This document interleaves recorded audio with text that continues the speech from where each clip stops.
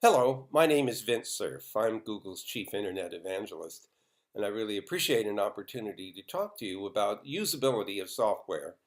Now, you're in the middle of an accessibility hackathon, but I'd like you to think in very broad terms. It's not just about accessibility, but it's about the usability of software.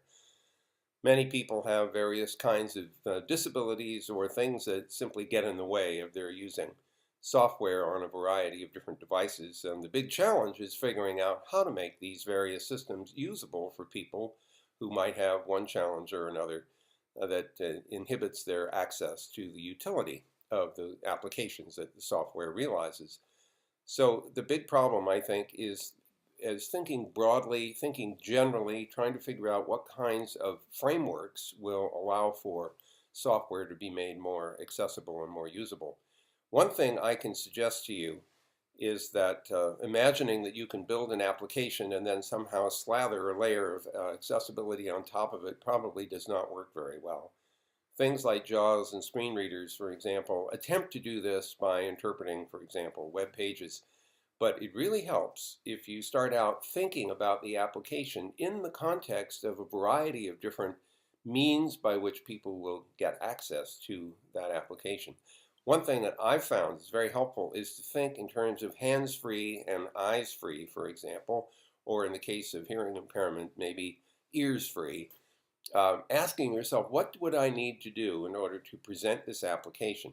Another issue has to do with context. What you don't want is to have to listen to every possible thing you could do when in fact the next thing you can do is limited to two or three choices. So if you are a blind user or a visually impaired user, what you want to hear is just what are the few things that I could do next? And that reduces the amount of time it takes to figure out what to do. So these are all issues that you have to cope with. How do I present a two-dimensional set of choices that have to be perceived in a linear way? How do I deal with the fact that sometimes there are audible sounds that give me a clue about what it is that is happening or could happen next, except I can't hear them, so I need the visual equivalent of that.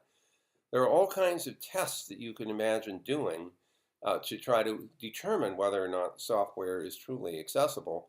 The best test, of course, is to turn it over to people who are going to have to overcome a variety of these interferences to see whether or not your software actually does what you hope and wish it would do. So I wish you well in the hackathon. I'm sure that you'll experience and discover a lot of interesting ideas, and I hope you'll share them, especially any insights that you derive from the experience. I wish I could be there with you, but I can't, so I'm hoping I'll get some email and some summaries of what actually happened and maybe some good ideas for that I can take back to the accessibility team at Google. So I wish you well, and I'll see you on the net.